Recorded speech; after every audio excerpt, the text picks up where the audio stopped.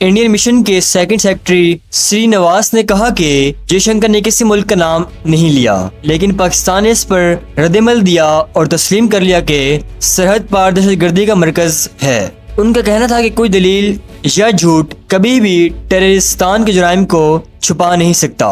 پاکستان نے اس پر پھر جواب دیا۔ محمد راشد نے کہا کہ یہ شرمناک ہے کہ بھارت بار بار اقوام متحدہ میں پاکستان کا نام بگاڑ رہا ہے۔ ایک خود مختار ملک کے نام کا مذاق اڑانا پوری قوم کی توہین اور بدنامی کی دانستہ کوشش ہے۔ یہ کوئی سیاسی جلسہ نہیں بلکہ عالمی سطح پر پاکستان کی عزت اور ساکھ کا معاملہ ہے۔ محمد راشد نے واضح کیا کہ بھارت کے پاس دنیا کو دکھانے کے لیے کوئی ٹھوس دلیل نہیں ہے، اس لیے وہ بغیر کسی ٹھوس ثبوت کے ایسے بیانات دے رہا ہے جو سنجیدہ اور معقول بحث کے لائق ہیں۔ پاکستان کی قربانیاں اور کوششوں کے سامنے بھارت کی یہ الزام تراشی بے بنیاد اور حقائق کے منافی ہے۔